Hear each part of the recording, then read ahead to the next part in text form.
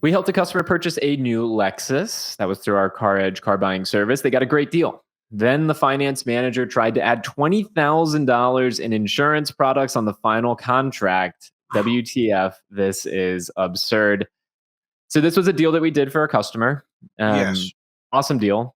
Then this happened. The customer obviously came to us and said, "What do I do?" And we said, "You don't pay for any of that stuff," and it was removed. We've got a $4,995 maintenance contract. We have an $8,995 extended service contract. That's a extended warranty, but you have to call it a vehicle service contract or an extended service contract. Then you have $1,200 in Toyota Motor Insurance Services. Then you have $1,240 in optional sales commission, which in parentheses, it's hard to read, says not required by law. Tipping culture has gotten out of hand. And then you have $4,495 for tire and wheel protection. You know, seeing the costs associated with every one of those things, that would be enough to make me not want to buy the car. Scare the hell out of me. Are you telling me that I can buy the extended maintenance contract, the maintenance contract for the vehicle, to take care of maintenance for I don't know how many years and how many thousands of miles, that's going to cost me $5,000, and by paying that $5,000 up front, it's actually going to save me money. So if I don't spend that $5,000, it might actually end up costing me $7,500 or $8,000 to maintain that vehicle for, I don't know, 5 years, 6 years, 7. What is this stuff? Is this made out of gold? What kind of tires and wheels does it have that it's $4,500 insurance to protect against roadside hazards and scuffing the? I mean, this is. Can I show you something? You can show me anything you want. What are you showing me there, buddy? That you can get a full 10-year vehicle service contract from CarEdge for 10 years, 100,000 miles, $1,860. The markup in here is obscene, to say the least. I haven't even run the tire and wheel. It is obscene. And Dad, the fact that this was a customer of ours, we did an incredible job getting them a great deal. Round 2, the dealership thinking, okay, I'm going to get it all back. This is ridiculous. This is absolutely ridiculous. $20,000 in add-ons on a $62,000 vehicle. Someone do the math here. Isn't that a 33% markup? And if they didn't have us in their corner, who knows what would have happened here? Who knows? And a lot of those products, to be clear, are cancelable. So you can cancel them and get a prorated refund. So it wouldn't have been the end of the world. But still, it's why really. Do you have to go through all that? And why do you have to sit there and have somebody insult your intelligence with that type of egregious pricing? You know, and then you're financing it, and then you're financing. It's a Lexus, damn it. So an extended service contract's not $9,000 because it's not a BMW. Okay, it's not a Porsche. It is just a dealer encouraging their F&I managers to try and win back everything and more that the dealership had to give away up front to get the customer to say yes. I just did tire and wheel on our website, Dad. Yeah. For 5 years. Okay. Yes. And this includes cosmetic damage. It's $869. For 7 years, it's $904. Again, folks, the dealership was trying to charge $4,495. Yes. But that's because it was a forever tire and wheel, perhaps. I don't know. It's. Oh, and I will mention, when we pushed back, all these were removed, and we did. Yeah. Kudos to the dealer for removing them all and getting the deal done. But also, we should have never even had to get there. But you're a Lexus dealer. Why put your customer through any of that? They're buying a luxury vehicle. They expect to get a luxury experience.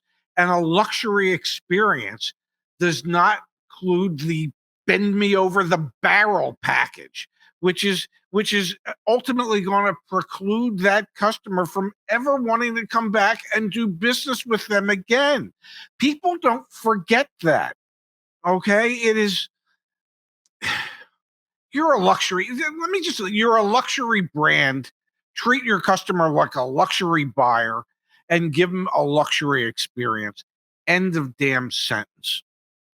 A CarEdge community member sent this to my email, Zach at CarEdge.com. This is a news article, slow start for Stellantis. My favorite part about this is this section right here. Performance slump. Stellantis says the planned launch of 2025 new models this year is to blame for a steep drop in sales last quarter. Yeah, nope, here you go. That's the dumbest thing I've ever heard. Okay. I spent 43 years in retail automotive. It is so stupid. You know, when you announce that you're coming out with new models, it creates a certain buzz about your product. And then you know, you build on that buzz and you create all this excitement, and people can't wait to get their hands on it. Unless, of course, it's Stellantis products, and the buzz is they're probably pieces of crap, and so nobody wants to buy them. I've never in my life heard. I mean, when Volkswagen said we're going to bring the Beetle back, do you think Beetle sales just dropped off the map? People were so excited to get their hands on a Beetle again. It is anytime you come up with a new model, typically the manufacturer doesn't want to share too much information with the sales staff yet because they're afraid the sales staff will stop selling the crap that's already there. Well, they kind of forget that, you know, salespeople only get paid on what they sell, not what they might sell in the future. So salespeople are going to figure out how to sell the crap that's there. But it is anytime you do a refresh on a model or you're coming out with a completely new model, it typically spurs interest and demand. Unless, of course, you do it like Stellantis. Like, we are the only people in America that talk about the Hornet, the Dodge Hornet. And there will be comments on today's broadcast, and people go, Dodge makes a Hornet? Yeah, they do. We're the only ones that ever talk about it. Dodge doesn't talk about it. They are so proud of that product, they don't even talk about it. Okay? And so that's why their sales are down. It's the dumbest thing I ever heard in my life. Yeah, it really is. We're releasing new models for the new model year, and as a result, sales are down. Made absolutely no sense to me when I saw it. Now, I also want to acknowledge this is happening, you know, like the sales slowdown is happening obviously with Stellantis, it's happening with Ford. There was another really interesting article over in Reuters earlier today. Dad, let me pull this up on the screen for you. Look at this. You've got exclusive Tesla doing damage control discounts for European fleet buyers. So there's all sorts of like challenges happening on the fleet side in Europe for EV automakers like Tesla as well. And that comes on the heels of Daniel here saying, FYI, I have seen more Dodge Hornet rental cars in the last 2 weeks than I have in the last 2 years. I'm guessing y'all had something to do with that. LOL. We know, and everyone here should know, that vehicles that are not selling well, the off switch, or like the way to get rid of the pressure in the system, is to just open up the switch, and fleet sales, which have been growing more rapidly than retail new car sales have been growing ever since we had the chip shortage. So you look at that, Dad, in Europe with Tesla, totally different example than domestically here in the United States with Stellantis.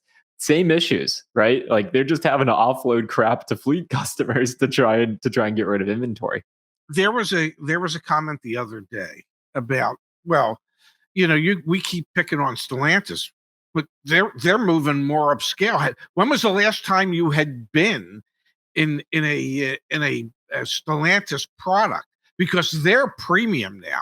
Okay, I'll tell you the last time, from April 28th to May 3rd, when we rented a vehicle in Puerto Rico, and it was a Dodge Durango. Okay, pretty big truck. Okay, pretty big SUV. Yep. You could feel every pebble in the road. You hit a bump, everything was flying. People, bags, everything. you can claim that you're building premium stuff. There was nothing premium about that vehicle other than the price tag. Okay?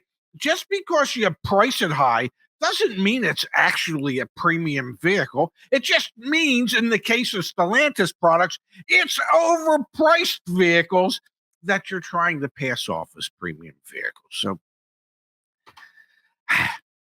God, you got my blood pressure up today.